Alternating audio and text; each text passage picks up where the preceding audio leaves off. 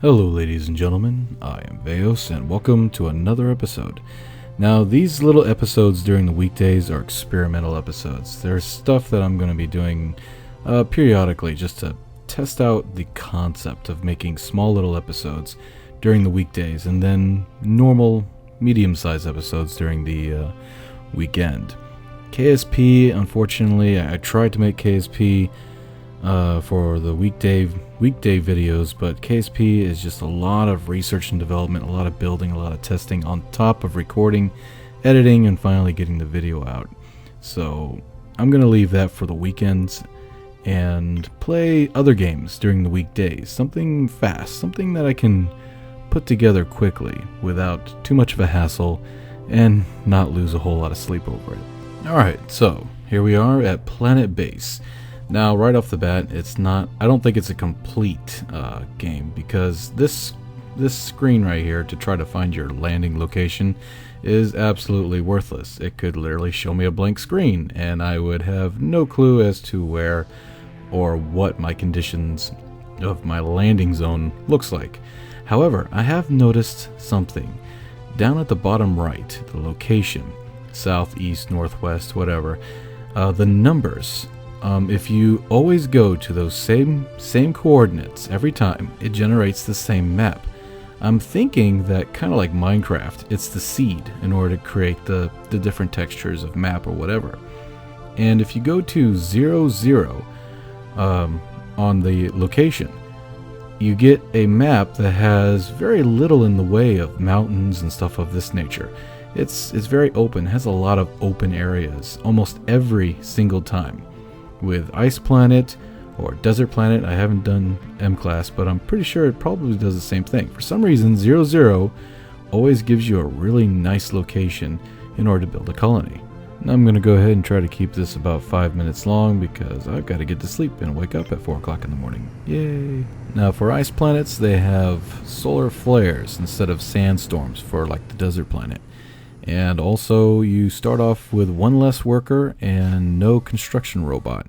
Now, the thing about the flares is that no, it does not add to your power output. You would think that a solar flare might add to your power output if you had a bunch of solar stations out there or solar panels, but nope, it does not affect anything. Now, let's go ahead and zoom out and, aha, the 0, 0 coordinates. Look at that space. Look at that lovely living room sized space. Well, you can't really go any further than that, but there's nice places, very nice places to start building. So first things first, we need to go ahead and get power up and running, and we need to store that power for the nighttime. Right away, power is your primary concern. If you don't have power, you're dead. It's very simple. Now, solar panels should be your first on the list because building one of these will also open up or unlock the wind turbine. And you want to use a mixture of both of them. You want to use a mixture of solar panels and wind turbines. Solar panels are really good because they guarantee power generation during the day, whereas wind turbines during windy nights can help save battery power, and during the day they can recharge the batteries much quicker. Now, the way I play this, I'm not actually building my colony right off the bat. This is more of a construction campsite, if you will. Now, I realize there's some people screaming at the screen right now for me to build a big giant solar panel instead of 3 smaller ones in order to save on resources. Being a young colony, you don't have the proper equipment that you need in order to protect yourself with, so putting all your eggs in one basket is not exactly the smartest thing in the world. So after you have your little power complex up and running, the second most important thing is water. Make sure you've got one up and running as soon as possible. Next on our list is the oxygen generator. Make sure you have water and power installed, because without those, the oxygen generator is pretty much worthless. Now, you want to try to keep the colony ship for as long as you can, because while it's up and running, it keeps all the items inside from degrading. But of course, if it can't be helped, go ahead and recycle it. This will give you more building materials on top of the cargo that was already inside of it. Now, immediately after building an O2 generator, put on the docking port. This will allow your astronauts to go inside and take a breath of fresh air, because the only air that they have right now is the ones that are in their suits. And if that runs out, well, game over. Right after you're done placing the airlock, go ahead and put down a canteen. This room allows you to build a water fountain so your people can start drinking water. That's what happens. They start running out of oxygen first, and then they start getting thirsty, then they start getting sleepy before they ever get hungry or die.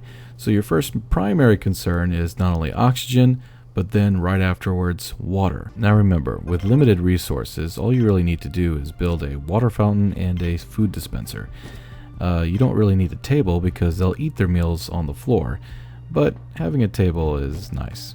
Now it's a wise decision for you to immediately build a place for your astronauts to sleep. Having a cabin is a lot better because it allows your people to have owned beds in a sense. Each bed is their own. However, because of lack of resources, right now we're going to go for a dorm, which allows us to build a relatively cheap area and be able to shove as many colonists as we can into that area. I know, a little barbaric, but it will change with time. Now technically you only need maybe 1 or 2 bunk beds, and they'll share the bunk beds periodically between each other. However, for me personally, I kinda like the idea of having your own bed. Now that you've covered most of their immediate needs, such as air, water, and a place to sleep, it's time to make this place self-sufficient. First on the list is the agricultural dome, in order to grow food. Now remember what I said about a young colony not putting all its eggs in one basket? That's why. Now I'm actually thinking that this is probably some sort of flawed game mechanic, because it doesn't matter if the meteor risk is low or even rare, they all come down at pretty much the same rate. Now this can be rather annoying, especially when you're plenty busy trying to keep the colonists fed and the lights on. Having a young colony where the inhabitants can be pretty much almost wiped out in one meteorite strike from a constant barrage of meteorite strikes that are happening every single minute is kind of a headache inducer. Now that you have your agricultural dome, or biodome as it's said in the game, up and running, it's time to fill it with some plants. Now the yellowish food icons produce not only food but also starches, while as the red food icons produce only food, the white food icon produces medicine, and of course the green one is more of aesthetics, to help your colonists be more happy about the surrounding environment. Now what I like to do is fill one side of the biodome with food producing plants, and the other side of the biodome with food producing and starch producing plants. This will ensure that plenty of food is being brought over to the food processor inside of your canteen. This will allow meals to be prepared for your colonists. Starches that are being made by the plants on the other side of the biodome will be used to make bioplastics. Bioplastics are a part of the construction materials needed in order to expand the colony. Plants that produce medicine aren't really necessary just yet, as injuries are rare and you already have an ample supply of medical packs. Now it's time to build a processing plant. Without a processing plant, you can't turn starches into bioplastics, and when you start mining, you can't turn ore into metal. This is essential, of course, to make building materials for your colony. Now to start prepping the colony for future medical emergencies, it's a good idea to start laying down the foundation for your laboratory and your medical facilities. Once your processing plant is up and running, go ahead and build one metal processor and one bioplastic processor. Now even though your laboratory is up and running, it really isn't necessary to fill it up with space furniture just yet. Your medical facility, however, could use a bed just in case someone gets hurt. Now I'm going to build an airlock right outside the processing plant, and then a mine right next to the airlock. This allows the ore to quickly be transferred from the mine into the processing plant for processing. Say that 10 times fast. Now after you've mined a little bit and you've made some more building materials, it's time to put down a factory. Factories can produce a handful of different devices essential for colony growth and preservation. One of those very important products that the factory produces is called spare parts. Without spare parts, you can't do proper maintenance on your colony's power and water supplies, and without power or water, eventually your colony will die. After the factory is complete, go ahead and put inside a spare parts workshop. This will allow engineers to begin building spare parts. It is wise to remember that all colonists have a specialized job, and that some jobs are needed more than others. For example, biologists work in the biodome in order to produce food, starches, and medical plants. They can also work inside the laboratory in order to produce artificial meats. Just because you build a huge biodome with all kinds of plants inside doesn't mean you're going to produce more food. Instead, the plants are going to go bad because of the simple fact that you don't have enough biologists to be able to tend to them all. It is a good rule of thumb to have one biologist per 2 plants. Medical personnel need your biologists to produce medical plants, so that they can take these medical plants and go into the laboratory to produce medical packs. And then with these medical packs, they will heal your colonists if they injure themselves. Engineers are needed to, of course, build structures as well as use spare parts in order to maintain them. They also build the interior structures as well. Engineers are also needed to build complex items such as spare parts inside the factory. Workers, while they might not seem important, are the very foundation of a colony. A colony with a very large worker force is a very strong colony indeed. Workers not only break their bones, quite literally in the game while producing ore, but they also work in the processing plant in order to produce the very foundation, the very materials needed in order to build anything in the game.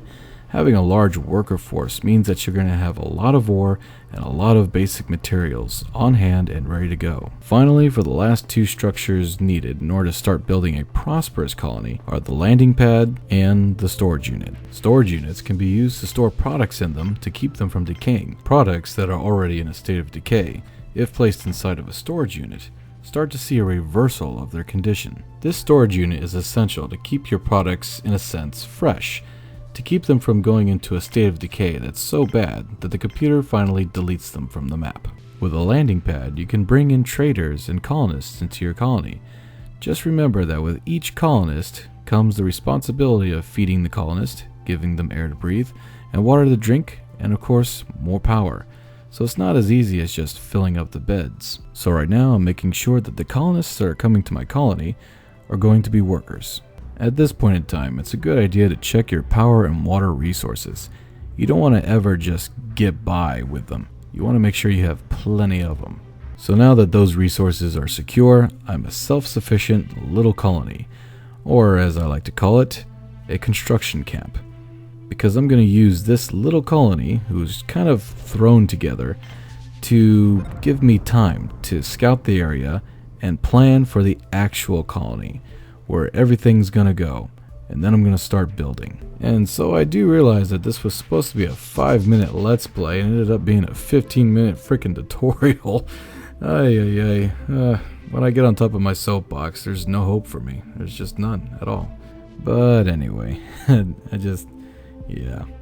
Thank you so much for watching, and thank you so much for your support on Patreon, Twitter, and Facebook, and in the comments below. And let me know what you think about these experimental videos where I'm playing other games besides Kerbal Space Program.